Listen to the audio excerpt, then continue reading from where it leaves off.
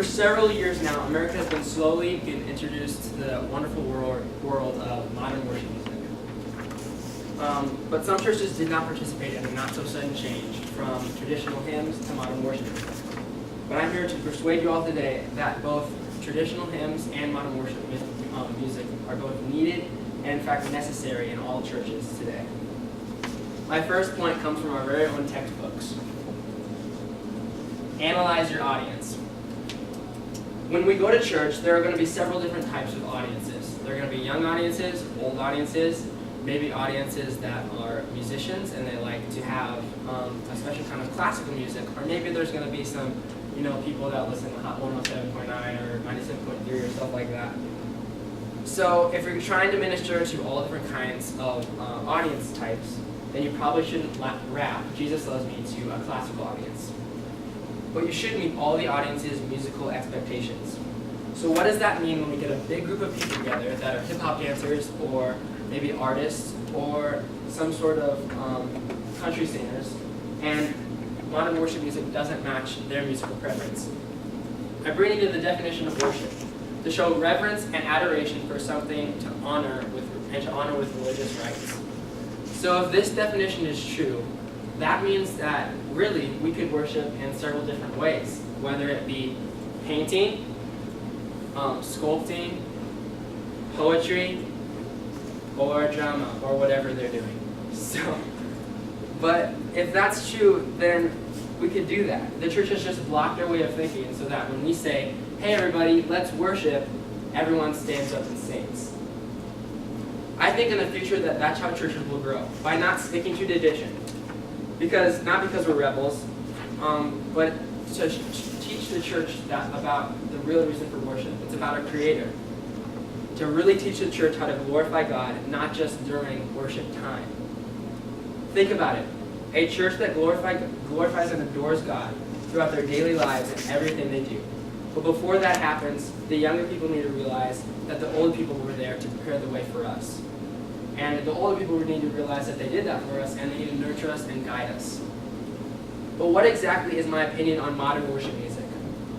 Most modern worship today really lacks something. It lacks passion, it lacks creativity, and it lacks dynamic.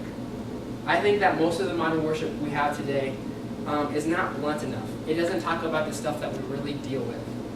Sometimes it seems like it's all the same, and it seems like the next worship leader just copies the other. It usually is the same chord progression with the same sort of message.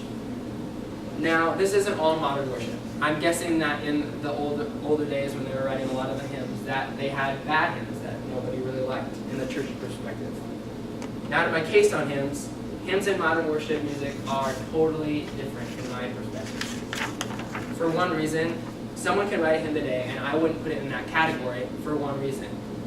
Most of the famous people like David Crowder and Chris Tomlin and Matt Redman, the worship leaders today, aren't dealing with such great turmoil that most of the writers and poets were when they were writing some of the most truly famous hymns.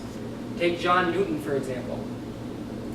A former slave ship owner turned repentant priest who penned the great hymn, Amazing Grace. He was dealing with such great spiritual warfare when he wrote this song. Where most modern worship songs written in America, a for now safe environment, were often written for CDs or record labels.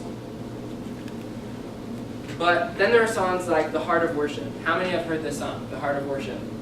This is such a great song when you hear the meaning behind it. How many know the real backstory to The Heart of Worship? Can anybody tell me? No one. Well, I'm here to tell you The Heart of Worship by Matt Redman. He was in England.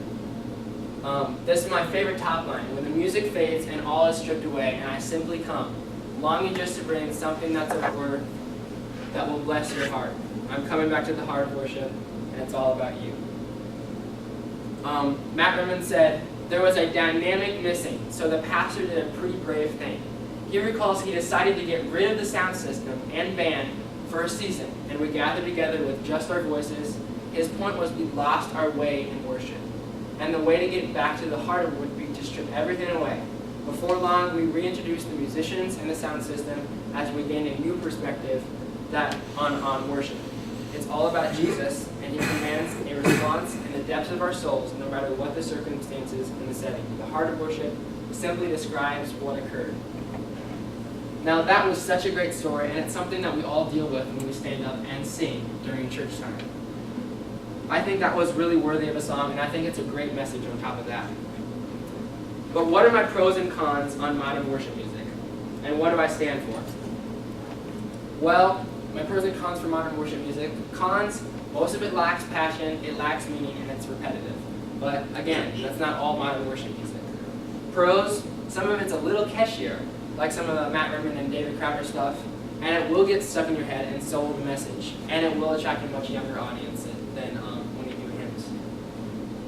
Pros and cons for hymns and classic worship music. Cons, most of it is kind of slow, and the younger audience that aren't saved are going to see it as boring and not really prophetic or anything like that. Pros, most of it does have a lot more meaning and a message or a story embedded inside of it that you could learn from something. And it will attract an older audience, which we need older audiences.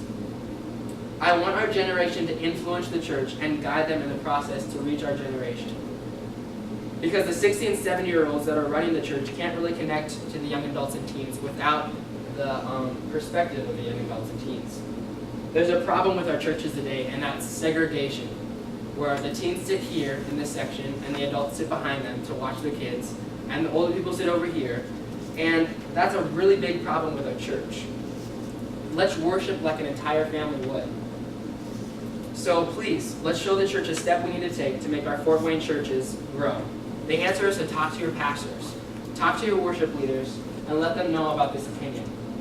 Thank you, and I hope I persuaded you to always look at your audience and to choose a variety of worship music to engage all audiences in the worship setting.